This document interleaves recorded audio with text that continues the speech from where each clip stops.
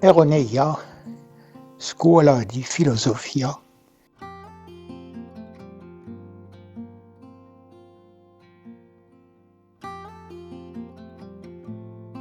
éponge de lumière.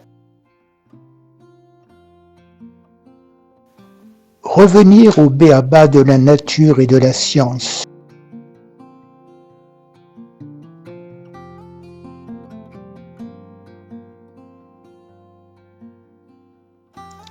En 1730, Charles-François de Citernay-Dufay fait une découverte éblouissante de beauté et de lumière.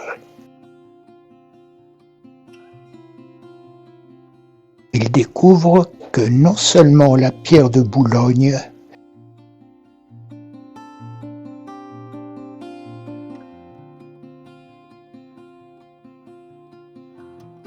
mais toutes les pierres sont des éponges de lumière.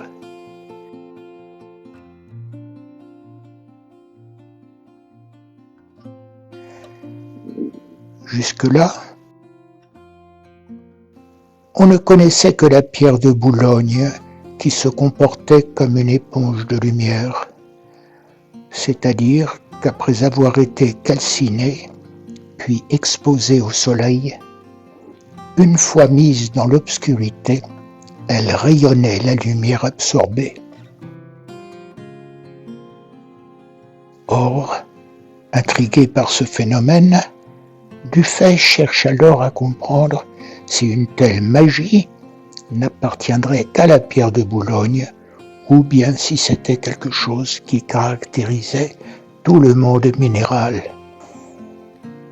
Eh bien, Dufay découvre enfin que si l'on soumet n'importe quelle pierre à ce procédé de purification par le feu appelé calcination,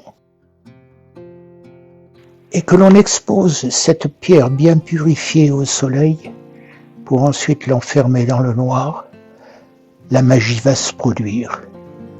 Ce bout de matière inerte se révéla être une vraie éponge porteuse de lumière ou phosphore, rayonnant tout autour de lui ce halo aujourd'hui bien connu que l'on appelle phosphorescence. De même, juste 3 ans après, Dufay parviendra à découvrir que l'électricité, c'est-à-dire cette caractéristique propre à l'ambre jaune, en grec électron, d'attirer à elle, une fois frottée, de la poussière, des petits bouts de papier ou de paille, etc. Est elle aussi une vertu partagée par toutes les pierres, ainsi que par les résines, le verre, etc. Ce qui entraînera un très vaste phénomène culturel dans toutes les villes d'Europe qui organiseront soirées et salons entièrement dédiés à ces nouvelles étonnantes et merveilleuses découvertes.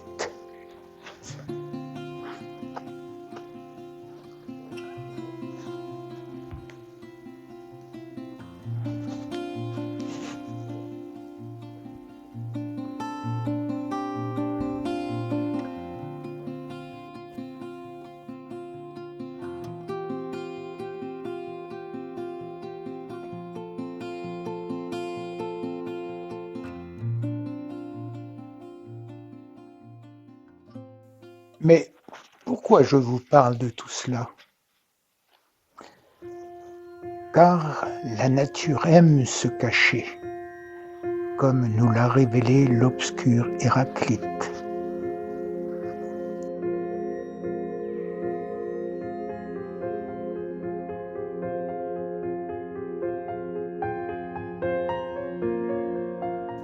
Au fait, la raison qui motive ces cours est la circonstance tragique que l'éblouissante lumière qui rayonne de ces merveilleuses découvertes a fini par aveugler et éteindre l'intelligence humaine qui les a pourtant faites, la rendant finalement incapable, premièrement, de tout étonnement, et donc, deuxièmement, de tout accès direct à la nature, qui s'est cachée derrière une barrière, si bien confectionnée par notre intelligence elle-même, laquelle, faisant évidemment aussi partie de cette même nature occultée, a fini par se cacher à son propre regard.